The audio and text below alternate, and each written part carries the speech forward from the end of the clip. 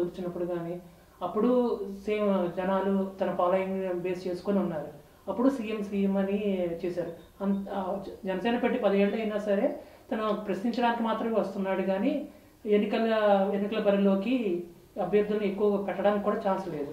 ఇప్పుడు ఇప్పటికి ఎంత తేడాని మనం చూడొచ్చు. మీరు ఒప్పుకుని తీరాలి. ఆంధ్రప్రదేశ్లో ఒక స్తబ్దత, ఒక సైలెన్స్, ఒక నిశ్శబ్దం అనేటువంటిది, గంభీరమైన నిశ్శబ్దం అనేది ఆవరించి ఉంది. తెలుగుదేశం పార్టీ వాళ్ళు ఈ వైసీపీ పార్టీని, జగన్మోహన్ రెడ్డిని విమర్శించడానికి భయపడిపోయి ఏదో రోడ్డుకి నిరసన ప్రదర్శన చేస్తే ఎక్కడ పోలీసులు తీసుకెళ్ళి జైల్లో పెడతారో భయపడి తెలుగుదేశం పార్టీ కార్యాలయంలో వాళ్ళ యొక్క ఆఫీసులో కూర్చుని నిరసన దీక్షలు చేసిన సందర్భాలు ఉన్నాయి. అలాంటప్పుడు రోడ్డు మీదకి వచ్చేసి జగ్గుబాయ్ అని చెప్పేసి పేరు పెట్టి పిలిచింది, జగ్గుబాయ్ అంటానని చెప్పేసి పెట్టి మనుషుల్లో ఆ యొక్క అదే యొక్క అపోజిషన్స్లో ఉన్న భయాన్ని పోగొట్టిన వ్యక్తి పవన్ కళ్యాణ్. అది అంగీకరించి తీరాల్సింది. పవన్ కళ్యాణ్ వచ్చి రోడ్డు మీదకి వచ్చి ప్రచారం చేసిన తర్వాతే ప్రతిపక్షాలు అనేటువంటిది కానీ బయటకు రాగలిగింది. అప్పటి వరకు వాళ్ళు చాలా సైలెంట్గా ఉన్నారు. ఆంధ్రప్రదేశ్ వరకు ఆయనది ఆ మార్పు తీసుకొచ్చాడు, నిలబెట్టాడు. ఒక వాలంటీర్ వ్యవస్థను అన్నమాట ఏలి చూపెట్టాడు. దాని తర్వాత కదా ఈ వాలంటీర్ వ్యవస్థలో ఏం జరుగుతున్న లోపాలు అన్నీ కూడా అన్నమాట పత్రికాముఖంగా బహిరంగమైంది. ఒక ఉద్యమం అనేటువంటిది ఒక సైలెంట్ వేవ్ లాగా వచ్చాడు. అంటే మనుషుల్లో అనమాట ఒక పరివర్తన, ఒక మార్పు, ఒక క్వశ్చన్, ఒక ప్రశ్నించటం నేర్పాడు. అలాగే ఇప్పుడు తెలంగాణ ఎలక్షన్ల దగ్గరికి వచ్చేటప్పుడు నేను ప్రశ్న అడుగుతాను, చెప్పండి. ఇది బీజేపీ జనసేన పొత్తుతో వాళ్ళు అక్కడ పోటీ చేశారు. వాస్తవానికి అక్కడ జనసేన పార్టీ నిర్మాణం జరగల, అభ్యర్థులను ఎంపిక కూడా జరగల. తాత్కాలికంగా అక్కడ నిలబెట్టాలి కాబట్టి ఆ ఇంట్రెస్టెడ్ పీపుల్ని నిలబెట్టాడు, ఇచ్చాడు. జనసేన బీజేపీ పొత్తుంటే పోనీ జనసేనకి కేడర్ లేదు, ఓట్లు ఏమనుకున్నాం. అయినా బీజేపీ కన్నా ఉంది కదా కొంత కేడర్ ఓట్లు. మరి ఈ యొక్క పొత్తు ధర్మం ప్రకారం అట బీజేపీ ఓట్లైనా ఆయన పడాలి కదా. అంటే అటు బీజేపీ ఓట్లు పడలేదు, ఇటు ఈ జనసేన ఆయన ఫ్యాన్స్ ఓట్లు కూడా ఎందుకు వేయాలంటే అంతకు మించినటువంటి శక్తి ఏదో అక్కడ పనిచేస్తుంది. ఆ శక్తికి బీఆర్ఎస్ వర్సెస్ కాంగ్రెస్, ఈ రెండు పట్ల అదే అంటే ఆ ఓటర్స్కి అనమాట మనం ఈ ఓటు కనుక వేస్తే ఇది ప్రభుత్వం యొక్క పాలన అంటే ఏర్పాటులో ఏమి పెద్ద ఉపయోగపడదు అని చెప్పి ఈ రెండు పార్టీలు మినహా మూడో పార్టీ వేయటానికి ప్రత్యేకించి పట్టణాల్లో, ఎందుకంటే ఒక పల్లెల్లోకి వెళ్ళేటప్పటికీ అంటే గ్రామాల్లో కానీ లేకపోతే ట్రైబల్స్ ఎదుర్కొన్నటువంటి ఏరియాల్లో కానీ గిరిజన ప్రాంతాల్లో కానీ బీజేపీ స్కోర్ చేసింది.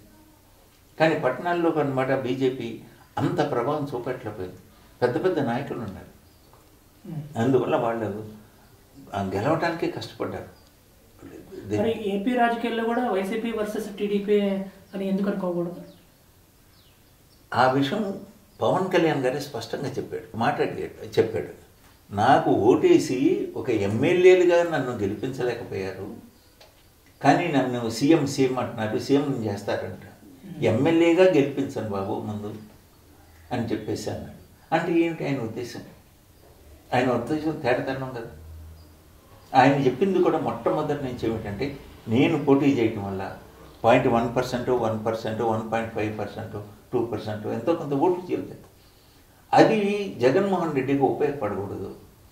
ప్రజాకంటకుడు అయినటువంటి జగన్ ఈ రాష్ట్ర ముఖ్యమంత్రిగా ఈ ఆర్థిక నేరస్తుడు కంటిన్యూ కాకూడదు అనేటువంటిది ఆయన డే 1 నుంచి పెడుతున్నటువంటి మాట. అక్కడ ఎవరు ముఖ్యమంత్రి ఎవరు ఏమిటి అనేటువంటిది కూడా కాదు.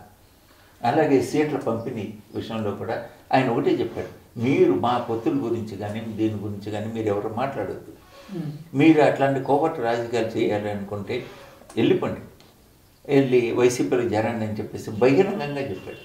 అంటే ఆయన యొక్క ఈజ్ వెరీ క్లియర్. ఎంత అంటే స్వయంగా తన జనసేన ఒక్కతే పోటీ చేస్తే గెలవదనే ఉద్దేశంతో పొత్తు పెట్టుకుని ఉండొచ్చు కదా. గెలుపు కాదు ఆయన ఇక్కడ ఈ రాజకీయం ప్రతివాడు కూడా ప్రతి చోట జనరల్గా ఏం జరుగుతుందంటే తను గెలవడానికి రాజకీయం చేస్తాడు.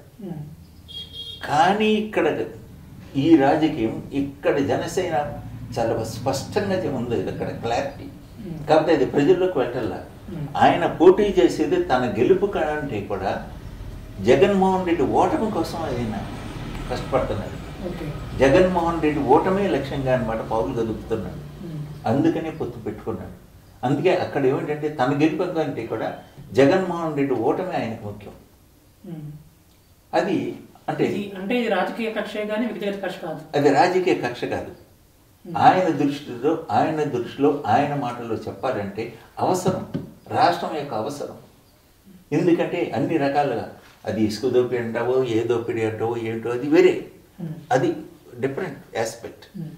కానీ ఒక దోపిడీ వ్యవస్థ నడుస్తోంది, ఒక రింగ్, ఒక చైన్ నెట్వర్క్ జరుగుతోంది అని చెప్పేసి ఒక గంజాయి పంట పండుతోంది, నదులన్నీ కూడా ఎండుకున్నాయి, ఇసుకలు దోపిడీ జరుగుతోంది, అన్నీ ఇదే లిక్కర్ ఏమన్నమాట, ఇది నదులు ఎండుకున్నాయి కానీ లిక్కర్ మాత్రం నదుల్లో ప్రవహిస్తున్నాయి అని చెప్పేసి ఆయన డైరెక్ట్గా చెప్తున్నాడు. అలాంటి వాడు ఉంటే అనమాట ఈ జాతి అంటే ఈ రాష్ట్రం ఇంకొక 25 ఏళ్ళకి వెనక్కి వెళ్ళిపోద్ది. అందుకని చెప్పి నా కోసం కాదు, నా పార్టీ గెలుపు కోసం కాదు, నాకు దీనికోసం కాదు, ఆయన ఓటమి కోసం నేను పోటీ చేస్తున్నాను అని చెప్పి అతి స్పష్టంగా చెప్తున్నాడు. Is very clear in mind.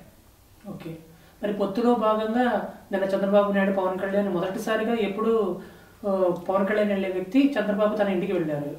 అంటే ఈ పొత్తులో భాగంగా ఇప్పుడు పవన్ కళ్యాణ్కి తన ఎజెండా పరంగా తనకి మెయిన్గా ఫోకస్ అయ్యే ఛాన్స్ ఉంది. ఇది అంటే ఒక ముందు చూపు లేనటువంటి టీడీపీ శ్రేణులు అసలు అంటే కమ్మ సంఘం అని చెప్పేసి పెట్టేసుకుని ఒక ఇది చెప్తుంటారు. వాళ్ళు పెట్టేటువంటి సోషల్ పోస్టింగ్స్ ఇది దాని మీద అందువల్ల వచ్చినటువంటి తేడా కానీ అది నిజం కాదు. చాలాసార్లు ఆయన జైల్లో ఉన్నప్పుడు ఈయన పవన్ కళ్యాణ్ వెళ్ళేసి ఆయన కలిసి వచ్చారు. తర్వాత సంఘీభావం చెప్పాడు, ఈయనకు అనుకూలంగా పత్రికా ప్రకటన ఇచ్చాడు. ఇప్పుడు ఫస్ట్ అనమాట వీటిలో సర్దుబాటు కాదు, ఇప్పుడు కావాల్సింది మేనిఫెస్టో ఎట్లా ఉండాలి, ఏమిటి అనేటువంటిది మీద డిస్కషన్, ఏ అంశాల పరంగా తీసుకొని దాని మీద కసరత్తు జరగాలి. ఇప్పుడు మనకి ఇది ఫ్రీ బస్ అనేది ఉంది, కర్ణాటకలో ఉంది. ముందు కర్ణాటకలో వాళ్ళు ఇంప్లిమెంట్ చేశారు, పీస్ఫుల్గా జరిగింది. ఏది కానీ ఇంత ఉధృతంగా చేయలేదు, కానీ ఇక్కడ ఉధృతంగా జరుగుతుంది. సరే, అయితే వాళ్ళు సమ్మె చేశారు. అక్కడ అంటే పాయింట్ డిబేట్ అయినా ఆ ప్రస్తావన వచ్చింది కానీ చెప్తున్నాను. కర్ణాటకలో ఫ్రీ బస్ అనేటువంటిది పెట్టారు, వాళ్ళు మేనిఫెస్టో పెట్టారు, ఇంప్లిమెంట్ చేశారు. అక్కడ మీరు చెప్పినట్టే నిరసన ప్రదర్శన జరిగింది. ఇది తెలంగాణలో కాంగ్రెస్ మేనిఫెస్టోలో ఈ ఇష్యూ పెట్టింది, ఇది ఫ్రీ బస్ అనేది మహాలక్ష్మి పథకం. ఆ రోజున ఈ యూనియన్లు, ఈ ఆటోలు యూనియన్లు ఏం చేశాయి, ఆ రోజున వెళ్ళేసి ప్రొటెస్ట్ చేయాలి కదా, నువ్వు కనుక చేస్తే మేము అన్నమాట వ్యతిరేకిస్తాం అని చెప్పేసి వాళ్ళు అనమాట ఆటోలు అన్నమాట కనీసం ఊరేగింపు చేయాలి కదా. ఎవరైనా నోరెత్తారా? ఇప్పుడు ఎందుకు మాట్లాడుతున్నారు? లేదు, అప్పుడు వెళ్ళేసి ముఖ్యమంత్రిని వీళ్ళని కలిసి ఇదిగో ఇంత నష్టపోతున్నాం, మాకు నష్ట నివారణగా ఏం చేస్తామని చెప్పేసి అడగాలి. అట్లాంటి ప్రయత్నం జరగలేదు. జరగకుండా డైరెక్ట్గా అనమాట ఈ సమ్మెకని దీనికని చెప్పి దిగుతున్నారు. అది కరెక్ట్ కాదని నా ఉద్దేశం. అంటే అట్లాగని చెప్పేసి వాళ్ళ యొక్క డిమాండ్ నేను అసమంజసం అని లేకపోతే అన్యాయం అని చెప్పి నేను అంటలా, ఆ డిమాండ్ గురించి నేను మాట్లాడట్లా. కానీ వీళ్ళు మాట్లాడవలసిన సమయంలో మౌనం వహించి ఇప్పుడు దాన్ని ఇచ్చేయటం అనేటువంటిది పద్ధతి కాదు. అది కూడా అనమాట ముందుకు ప్రభుత్వానికి చెప్పాలి. వాళ్ళు ముందు చెప్పి చేశారు కాబట్టి మీరు కూడా చెప్పాలి, వెళ్ళేసి అయ్యా దీనివల్ల మేము ఇంత నష్టపోతున్నాం, మాకు నష్టపరిహారం మాకు ఇవ్వండి అని. మీరు రైతులకు లేకపోతే వాళ్ళకి వీళ్ళకి అన్నీ పరిహారాలు ఇస్తున్నారు కదా, ఇవ్వండి. లేదా మాకు అనమాట ఆటోకి అనమాట కొంత రుణాలు ఇప్పించండి, అంటే లోన్ ఫ్రీ ఇదేనో, లేకపోతే కొంత సబ్సిడీ మీద ఇప్పించండి, అయితే ప్రభుత్వం అన్నమాట 50% మాకు ఇవ్వండి. ఏదో అంటే ఇదేమి కాదు, వాళ్ళు ఒక డిమాండ్ ఒక బేరసారా చేయాలి. అది జరగకపోవటం తప్పట్టండి. ఏది దానికి ఒక యూనియన్ ఆర్గనైజేషన్ ఉంది కనుక వాళ్ళకి తెలిసి కూడా అన్నమాట అది అంటే కాంగ్రెస్ అధికారంలోకి రాదు, అని చెప్పేసి అప్పుడు ఏమన్నా పట్టించుకోలేదు. అధికారంలోకి వచ్చేటప్పటికి అది ఇంప్లిమెంట్ అయ్యేటప్పటికి ఇప్పుడు మేల్కొన్నారు. అట్లాగే ఇప్పుడు పవన్ కళ్యాణ్. సో ఇప్పుడు ఏపీ రాజకీయాల్లో కూడా వాళ్ళు ఇచ్చే మేనిఫెస్టోలో ఉన్న స్పష్టత గురించి ఏపీ ప్రజలు బాగా ఇప్పుడు అందరికీ అంటే ఏది ఇంప్లిమెంట్ చేయాలి అంటే ప్రయారిటీస్ ఉంటాయి. సో దీన్ని జనసేన కూడా ఉంది. ఒకటి మనం అందరం అనుకుంటున్నట్టు పవన్ కళ్యాణ్ అలాంటప్ప కాదు. He is a voracious reader. చాలా బుక్స్ చదువుతాడు. అసలు అంటే ఆ రోజున ఎన్టీ రామారావు గారు కూడాను బొబ్బిలిపల్లి తాండబాబు ఈ సినిమాలు అన్నమాట కొన్ని ఒక దేశభక్తుని యొక్క పాత్రలు వేస్తూ దాంట్లో ఇన్స్పైర్ అయిపోయి ఆ క్యారెక్టర్లో లీనమైపోతాడు. రాముడు చేసినప్పుడు రాముడు, కృష్ణుడు చేసినప్పుడు కృష్ణుడు, అట్లాగే ఇక్కడ కూడా ఈ క్యారెక్టర్లో లీనమైపోయేసి అరే ఈ సొసైటీ, ఈ దేశం, ఇక్కడ ఈ రాష్ట్రం నాకు, నా ప్రజలు నాకు ఒక గుర్తింపు ఇచ్చారు, గౌరవం ఇచ్చారు, ఇంత స్టేటస్ ఇచ్చారు, వీళ్ళకి నేను ఏదో చెయ్యాలి అన్నటువంటి దృక్పథంతో ఆయన రాజకీయాల్లోకి వెళ్ళాలి అన్నటువంటి నిర్ణయం తీసుకున్నారు. దరిదాపు అట్లాంటి ప్రయత్నమే ఆలోచనే పవన్ కళ్యాణ్ చేస్తాం. దానికి అంటే అది ఎన్టీఆర్, ఇది పవన్ కళ్యాణ్. చెప్పండి. సరే, మరి ఈ ఉమ్మడి పొత్తుతో మరి ఈసారి ఖచ్చితంగా పవన్ కళ్యాణ్ సీఎం అవ్వాలి ఆయన ఏమన్నా షరతు పెట్టారు? ఆయన చెప్పాడు. ఆయన ఏమన్నాడు, అరే నన్ను ఓటేసి ఎమ్మెల్యేగా గెలిపించినటువంటి వాళ్ళు మీరు నన్ను సీఎం చేస్తారు, సీఎం అని అరుస్తున్న వాళ్ళకి సమాధానం చెప్పాడు. నాకు ఎన్ని సీట్లు వస్తాయి, నేను ఎన్ని గెలుస్తాను అనేటువంటిది, అసలు ఇప్పుడు నన్ను ఎమ్మెల్యేగా గెలిపించలేనటువంటి వాళ్ళు నన్ను సీఎం అని చేస్తారట అని చెప్పేసి ఆయనే సర్కాస్టిక్గా తన మీద తను జోకేసుకున్నాడు. అంటే is not in the rights. అది కూడా ఎలక్షన్ అయిపోయిన తర్వాత ఏం చేద్దాం ఏమిటి అని చెప్పి అది ఆ ఒక్క భేషజాలు ఏది మనం వదిలేసి నేను దిగి వస్తాను, నేను 10 మెట్లు దిగుతా అవసరం అయితే దేనికి అని జగన్మోహన్ రెడ్డి అనేటువంటి వ్యక్తిని మళ్ళీ ముఖ్యమంత్రి సేపేట మీద నుంచి దింపటానికి నేను 10 కాదు 100 మెట్లు దిగుతా, మీ ఇంటి మెట్లు ఎక్కుతా అని చెప్పేటువంటి ధోరణి. అంటే పవన్ కళ్యాణ్ ఏదైతే చెప్పాడో, ఏది నా గెలుపు కోసం కాదు, జగన్మోహన్ రెడ్డి ఓటమి కోసం నేను పోటీ చేస్తానని చెప్పాడు. అట్లాగే ఆ జగన్మోహన్ రెడ్డిని సాగనంపటానికి నేను నా ఇంటి మెట్లు దిగటమే కాదు, నీ ఇంటి మెట్లు ఎక్కుతా అని చెప్పాడు చంద్రబాబు. అది అక్కడికి వెళ్ళినటువంటిది. అది మేనిఫెస్టో. అది సీట్ల సర్దుబాటు కోసం కాదు. మేనిఫెస్టో ఎట్లా చేద్దాం, ఏంటి, ఏ టాపిక్స్ తీసుకున్నాం, దాని మీద ఎక్సర్సైజ్ జరగాలి. ఒక భారత రాజ్యాంగంలో ఉన్నప్పుడు ఎంతమంది పనిచేశారు, ఎంత ఇది చేశారు, అది ఒక అంబేద్కర్ అనే నాయకత్వంలో ఆయన పర్యవేక్షణలో జరిగింది. అట్లాగే ఇప్పుడు ఈ మేనిఫెస్టోని ఉమ్మడి మేనిఫెస్టో ఇద్దరికి ఆమోదయోగ్యంగా ఉండాలి. ఇద్దరు కొన్ని హామీలు ఇచ్చారు, ఇద్దరికి నిర్దిష్టమైనటువంటి అభిప్రాయాలు ఉన్నాయి. అవన్నీ చేయటం కోసం వీళ్ళు వెళ్ళారు, కానీ సీట్ల సర్దుబాటు కోసం కాదు. దీన్ని కొంచెం లోతుగా రాజకీయాన్ని విశ్లేషిస్తే ఎవరు కూడా చేయరుగా తొందరపాటుతో ఏదో పోస్టింగ్స్ పెట్టేసి దాన్ని ఇదన్నమాట ఈ సోషల్ మీడియా దీని దగ్గర తీసుకొచ్చేది బట్టి వాళ్ళని పక్కతో పట్టిస్తున్నారు. అదే ఇప్పుడు ఎవరో ఊహించినట్టు తెలంగాణలో రేవంత్ రెడ్డి ఎంతో ఘన విజయం సాధించారు. అదేవిధంగా ఏపీ ప్రభుత్వంలో కూడా పవన్ కళ్యాణ్ గురించి వన్ షోలో చూస్తున్నారు. సో ఉమ్మడి పొత్తు ఉన్నా లేకపోయినా సరే పవన్ కళ్యాణ్ సీఎం అన్నట్టు విశ్లేషకులు కూడా అభిప్రాయపడుతున్నారు. సో అక్కడే జరిగినట్టు ఇప్పుడు రేవంత్ రెడ్డి ప్రభుత్వంలోకి వచ్చిన తర్వాత ఏవైతే పరిణామాలు చూసామో, ఒకవేళ టీడీపీతో పొత్తు ఉన్నా గెలిచిన తర్వాత తనే సీఎం అయితే, ఒకటి సీఎం అయితే కనుక ఎట్లా ఉండబోతుంది, ఏపీ ప్రభుత్వంలో కూడా మార్పులు చూడొచ్చు? ఒక్కటి మీరు చాలా అతి స్పష్టమైన విషయం ఏంటంటే, ఆ రేసులో అందరికంటే కూడా రేవంత్ రెడ్డి ముందున్నాడు. ఇది పిసిసి ప్రెసిడెంట్గా ఉండి అన్ని బాధ్యతలు తన భుజాన్ని వేసుకుని ఉన్నాడు. మిగతా లీడర్స్ అందరు కూడా పెద్ద పెద్ద లీడర్స్ ఉన్నారు. వాళ్ళందరూ కూడా వాళ్ళ కాన్స్టిట్యున్సీకి లేకపోతే వాళ్ళ యొక్క ఫ్రెండ్స్ కాన్స్టిట్యున్సీ మీద కాన్సన్ట్రేట్ చేసి, కానీ మొత్తం రాష్ట్రం మీద కాన్సన్ట్రేట్ చేసింది ఒక రేవంత్ రెడ్డి. మొత్తం భుజస్కంధాల మీద వేసి కర్త కర్మ క్రియ అన్నీ నేనే అని చెప్తూ ఆయన నెంబర్ ఆఫ్ టైమ్స్ అంత మునుపు కేసుల్లో అనమాట వెళ్ళాడు. దాదాపు 15 కేసుల్లో బుక్ అయినట్టున్నాడు ఆయన మీద, రేవంత్ రెడ్డి మీద 15 సార్లు జైలుకి వెళ్ళాడు. అటువంటి దానికి ఆయన యొక్క పట్టుదల ఇక చావో రేపు అన్న దీంతో అక్కడ చేశారు. ప్రజలు కానీ వీళ్ళు కానీ అందరూ కూడా నెక్స్ట్ కాంగ్రెస్ అధికారంలోకి వస్తే రేవంత్ రెడ్డి సీఎం అని చెప్పేసి అన్నారు. మిగతా వాళ్ళు కూడా లాస్ట్ మినిట్ వరకు వాళ్ళు కూడా అనమాట మేము కూడా రేసులు ఉన్నామని చెప్పారు. అది ఏంటంటే బెటర్ పోర్ట్ఫోలియో బార్గెనింగ్ కోసం, అదే బెటర్ పుష్ అంటే వాళ్ళకి అప్పర్ హ్యాండ్ సాధించడం కోసం తప్పితే వాళ్ళకి ముఖ్యమంత్రి కాదు అనేటువంటిది వాళ్ళకే తెలుసు. అంటే రాహుల్ గాంధీ కానీ సోనియా గాంధీ కానీ ఈ తప్ప చాలా స్టబన్గా నిలబడ్డారు వాళ్ళు. పర్టికులర్గా రాహుల్ గాంధీ మీరు కానీ పర్టికులర్ ఇది వీళ్ళందరూ కూడా ఒక తప్ప ఇది ఈ ముఖ్యమంత్రి అని అనౌన్స్ చేసే ముందు ఢిల్లీకి మారింది సీన్. ఆ సీన్ మారినప్పుడు అనమాట మీరు కన్నా కరెక్ట్గా ఏదైనా ప్రొసీడింగ్స్ అక్కడ ఏం జరిగింది అబ్జర్వ్ చేస్తే రాహుల్ గాంధీ వచ్చిన 10 నిమిషాల్లో డిసైడ్ అయిపోయింది ఇదే సో అని చెప్పి రేవంత్ రెడ్డి పేరు చెప్పేసి వెళ్ళిపోయింది. అంటే that is very clear, high command is very clear తీసుకొచ్చేటప్పటికి రేవంత్ రెడ్డికి ఇవ్వాలి అని. అంటే ఇదే బట్టి మార్క్ కానీ లేకపోతే వీళ్ళు కానీ అంతమంది కూడా ఉన్నారు. కానీ ఇంత ఇది వేపు తీసుకురాకపోయారు. ఇది కాంగ్రెస్ విజయమా లేకపోతే అంటే కాంగ్రెస్ అనమాట తాను చేసినటువంటి ప్రామిసులు ఇవన్నీ కూడా పెట్టేసి ప్రజల్ని ఇంప్రెస్ చేసి ఎన్టీఆర్ అధికారంలోకి వచ్చినప్పుడు అనమాట తాను చేసినటువంటి వాగ్దానాలు దీంతో వచ్చాడు. అప్పటికి కాంగ్రెస్ వీక్ అయింది.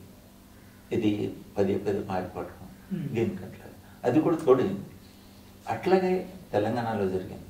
అందువల్ల అనమాట ఇది రేపు ఎన్నికలు అనేటువంటిది వన్ సైడెడ్గా సోషల్ మీడియా అనుకుంటున్నట్టు వన్ సైడెడ్గా లేదు, లేదా ప్రజలు విశ్లేషకులు చెప్పిన లేదు. ఎవరి బలాలు వాడుకుంటారు. అందువల్ల అన్నమాట మనం చెప్పలేము. జస్ట్ ఆ మూడ్ ఎలక్షన్ మూడ్ ఇప్పుడు కానీ డిసైడ్ అవ్వదు, క్యాండిడేట్స్ మీద కొంత డిపెండ్ అవుతుంది. నేను ఒకటే చెప్తాను, నేషన్ మూడ్ ఒక మొత్తం కూడా అన్నమాట మోడీ వేసేసి బీజేపీ. అట్లాగే ఈవేళ ఆంధ్రప్రదేశ్లో ఏ చిన్న పథకానికైనా ఏ చిన్న పనికైనా జగన్మోహన్ రెడ్డి జగనన్న అని చెప్పేసి అప్పటి వరకు ఉండండి ఏ వైఎస్ఆర్ రాజశేఖర రెడ్డి కొడుకు వచ్చాడో ఆ వైఎస్ఆర్ రాజశేఖర రెడ్డిని జనం మర్చిపోయారు. మర్చిపోయేలాగా అలాగే ఈవేళ కాంగ్రెస్లో ఇప్పుడు ఈ తోటికి పూర్వం అన్నమాట చాలామంది లీడర్స్ కనపడేవాడు. కానీ ఈవేళ వైసీపీలో ఇంకా అదర్ లీడర్స్ ఎవరు కూడా కనపడరు. A to Z A Jaganmohan Reddy X Jaganmohan Reddy Z Jaganmohan Reddy అంటే జగన్మోహన్ రెడ్డిని చూసే కొట్టాయి. జగన్మోహన్ రెడ్డి దీని పథకాలు చూసే పోయారు. అందుకే జగన్మోహన్ రెడ్డి ఫేస్ తప్పితే ఏ ఒక్క మినిస్టర్ అధికారులు వెళ్ళదేనేక ఆ ఎక్స్పర్ట్ లేదు. వాళ్ళు స్వతంత్రంగా వాళ్ళు చెప్పేటప్పుడు కూడాను జగన్మోహన్ రెడ్డి జగనన్న ఇస్తున్నాడు అని చెప్పేసి ఇది జగనన్న ఇచ్చింది అంటే పూజారి పాత్రను పోషిస్తున్నారు వాళ్ళు.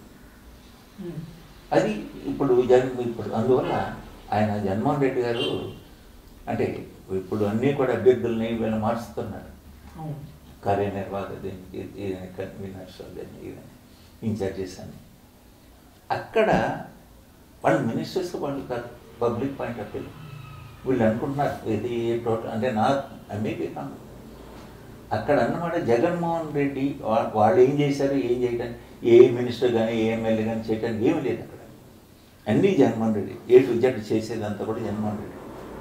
జగన్మోహన్ రెడ్డి చేసిన పనులు కనుక ప్రజలు మెచ్చుకుంటే అందరూ గంపగుర్తుగా ఓట్లు పడతారు, దాన్ని వ్యతిరేకించేవాడి ఆధారపడతారు. అంతేకాదు అక్కడ నా మాత్రం ఎమ్మెల్యే క్యాండిడేట్ కానీ ఎవరైనా సరే అది నా పర్సనల్ ఒపీనియన్. అయితే అసలు ఆ విషయం జగన్మోహన్ రెడ్డి గారికి తెలుసు. జగన్మోహన్ రెడ్డి ఇప్పుడు ఏం చేసినంటే బీసీ కార్డు వాడిపోతున్నాడు.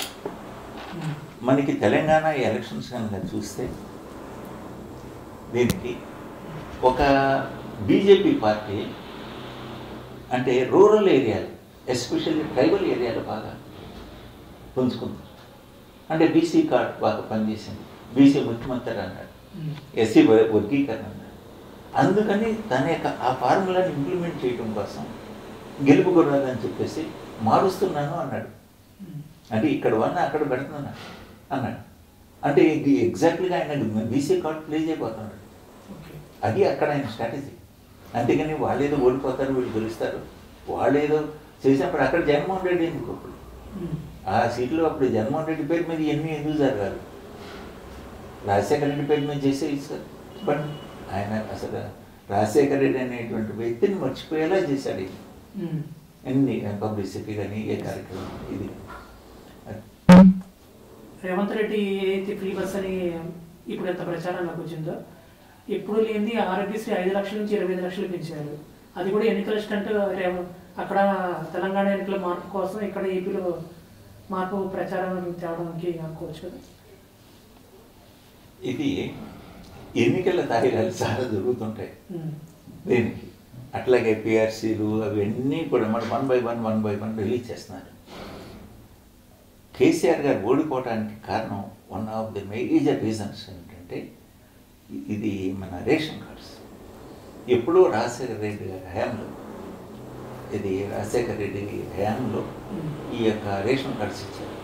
అంటే మళ్ళీ 20 సంవత్సరాల తర్వాత అనమాట రేషన్ కార్డు లేదు. అంటే మీరు ఒక తెలంగాణ పౌరుని కనుక చూసుకుంటే వాడు 20 సంవత్సరాల మాట వాడు పెరిగాడు, పెద్దడు, పెళ్లి చేసుకున్నాడు, పిల్లలు కానాడు, కానీ వాడికి రేషన్ కార్డు కావాలి కదా, వాడు ఫ్యామిలీ వచ్చినప్పుడు. అంటే ఈ రేషన్ కార్డు ఉంటే కదా నీ యొక్క ఈ వెల్ఫేర్ స్కీమ్స్ అన్ని ఇప్పుడు ఇంప్లిమెంట్ అయ్యి, అందువల్ల అనమాట అట్లా కొంతమంది మన నెగిటివ్ వచ్చింది. రేషన్ కార్డు చిన్నదే, అది చాలా ఇది ఇచ్చేటటువంటి మినిమం, కానీ దాన్ని అలాగే నెగ్లెక్ట్ చేశారు.